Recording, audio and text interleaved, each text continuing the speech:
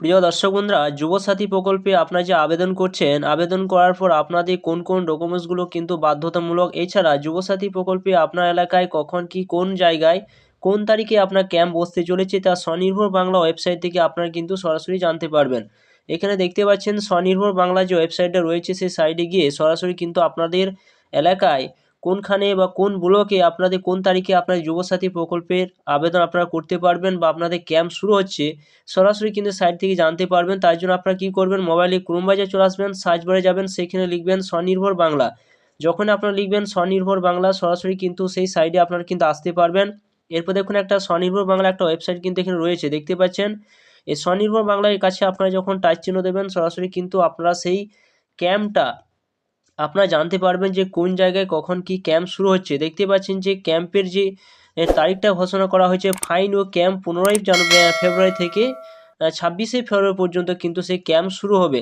এছাড়া কিন্তু একটা অপশান কিন্তু দেওয়া রয়েছে, কিছু কিছু জায়গায় কিন্তু এখনও পর্যন্ত ক্যাম্পের তারিখ কিন্তু ঘোষণা করা হয়নি, সেটা আন্ডার প্রোগ্রেস আন্ডার কিন্তু রয়েছে, সেগুলো কিন্তু আপডেট চলছে। তো সরাসরি আপনি যখন স্লাইড করে উপর দিকে তুলবেন, এখানে দেখুন অপশান রয়েছে ডিস্ট্রিক্ট অপশানের কাছে আপনার ডিস্ট্রিক্টটা উল্লেখ করবেন। এখানে দেখুন একটা এসি যে অপশান রয়েছে, এখানে আপনার যে বিধানসভা রয়েছে বিধানসভা অপশানটাকে আছে টিক চিহ্ন দিয়ে, এখানে টিক চিহ্ন দিয়ে আপনার সেই বিধানসভাটা আপনার উল্লেখ করে নেবেন। এছাড়া এখানে ব্লক বা লোকাল বডি যে অপশানটা রয়েছে, তো এখানে আপনার ব্লকটা সিলেক্ট করে নেবেন। যখনই আপনারা ব্লকটা সিলেক্ট করবেন আপনাদের তারিখ কিন্তু নিচে কিন্তু শো করবে। এছাড়া আপনারা যুবসাথী প্রকল্পে যে আবেদন করছেন তা অফিস থেকে যেটা জানিয়েছে বা অফিস থেকে যে একটা বিজ্ঞপ্তি প্রকাশ করেছে, সেইখানে আপনাদের কি কি ডকুমেন্টস কিন্তু লাগবে, যে সমস্ত ডকুমেন্টসগুলো কিন্তু বাধ্যতামূলক, যেগুলো আপনাদের দিতেই হবে, সেগুলো কিন্তু আপনাদের উল্লেখ করে দেওয়া হয়েছে। তো সরাসরি আপনি কি করবেন, আবার কিন্তু মোবাইলে ক্রোম ব্রাউজার ওপেন করবেন। এরপর আপনারা মোবাইলে ক্রোম ব্রাউজার ওপেন করার পর আপনারা সরাসরি এইখানে লিখবেন apas.apas.wb.gov.in, এই সাইডে কিন্তু আপনারা চলে আসবেন।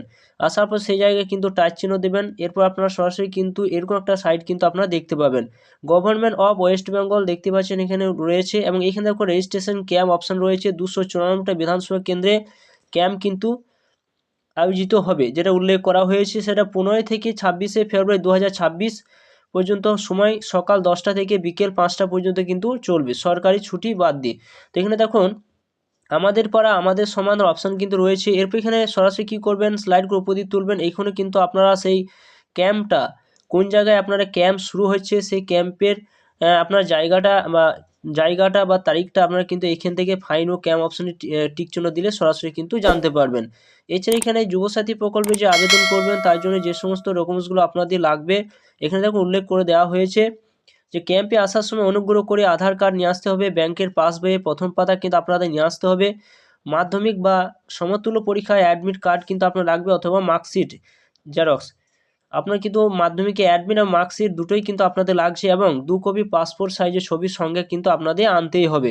এখানে যখন কিন্তু বলে দেওয়া হয়েছে, এখানে যেটা উল্লেখ করা হয়েছে যেটা বাধ্যতামূলক যেটা লাগবে সেটা হচ্ছে আপনাদের আধার কার্ড এবং আপনাদের যে জাতীয় শংসাপত্র যেটা রয়েছে, যে সমস্ত ব্যক্তিদের ওবিসি হোক, ওবিসি বা এসসি এসটি, সেই সমস্ত ব্যক্তিদের কিন্তু একটা জাতীয় শংসাপত্র কিন্তু আপনাদের অবশ্যই কিন্তু লাগবে। যদি ওই সমস্ত যদি না দেন তাহলে কিন্তু যুবসাথী প্রকল্পের নাম কিন্তু আপনার বাতিল হয়ে যাবে।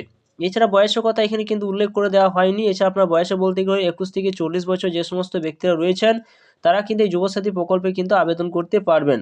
এছাড়া যে সমস্ত রাজ্য সরকার সামাজিক প্রকল্পে টাকা পাচ্ছেন সেই সমস্ত ব্যক্তিরা কিন্তু যুবসাথীর আওতায় কিন্তু আসতে পারবেন না, যেটা অলরেডি মুখ্যমন্ত্রী কিন্তু বলেছেন, এবং যেটাকে রাজ্যের যে অর্থমন্ত্রী তিনিও কিন্তু ঘোষণা করেছেন। তো বন্ধুরা অবশ্যই কিন্তু আপনারা যুবসাথী প্রকল্পের অ্যাপ্লিকেশন করার সময় অবশ্যই এগুলোকে আপনারা খেয়াল রাখবেন, এবং আপনাদের এলাকায় কখন কি ক্যাম্প হচ্ছে সেটি কিন্তু অবশ্যই আপনারা এই ওয়েবসাইট থেকে আপনারা কিন্তু জানতে পারবেন। তো ভিডিও যদি ভালো অবশ্যই লাইক করবেন, চ্যানেলটা সাবস্ক্রাইব করে রাখবেন, পাশে থাকা বেল আইকনটি অবশ্যই আপনারা প্রেস করে রাখবেন।